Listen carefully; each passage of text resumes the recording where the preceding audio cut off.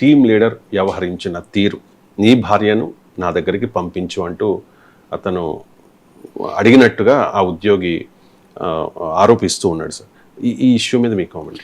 ఖచ్చితంగా మనం అందరము దీన్ని తీవ్రంగా ఖండించడమే కాదు, దీనిపైన కంప్లీట్ ఇన్వెస్టిగేషన్ జరగాలి. ఎందుకంటే ఇప్పుడు ఇవాళ ఇండియా టుడేలో చూశాను ఉదయాన్నే, టీమ్ లీడర్ కాదు వాడు టెలికాలర్ అని. వాడి టీమ్ లీడరా టెలికాలర్ ఇష్యూ కాదు. ఒక వర్క్ ప్లేస్లో ఒకటి ఇందులో మొదటి సమస్య ఏంటంటే మతపరమైన విద్వేషం.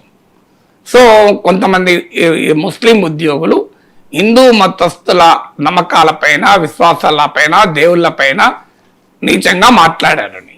అది ఎట్టి పరిస్థితుల్లో ఏ మతాన్ని మనము దాన్ని అంగీకరించకూడదు.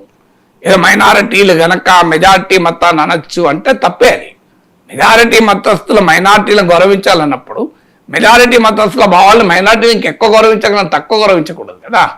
సో ఏ రకంగా వేరే మతాలు అంటారు, ఇది ఇప్పుడే కాదు. నేను అక్బరుద్దీన్ ఓవైసీ హిందూ దేవతలపై మాట్లాడిన దానిపై ఇప్పటికీ 100ల సార్లు తీవ్రంగా విమర్శిస్తూ వచ్చాడు. అన్ఫార్చునేట్లీ ఈ రాజకీయాల వల్ల అతనికి ఏ శిక్ష పడలేదు. అప్పటి బీఆర్ఎస్ ప్రభుత్వము అతను నిర్దోషి అన్నది, కేంద్ర ప్రభుత్వం ఇంతవరకు ఆయన మీద కేసే పెట్టలేదు, ఎందుకంటే మన రాజకీయ కారణాలరీత్యా.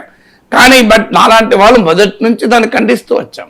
సో అంగీకరించే ప్రసక్తి లేదు, మొదటిది. రెండవది ఏంటంటే బలవంతంగా మత మార్పిడికి ప్రయత్నాలు జరిగాయి, బలవంతంగా నమాజ్ చెప్పించారు, ఇలాంటి ఆరోపణలు కూడా వచ్చాయి. అది భారత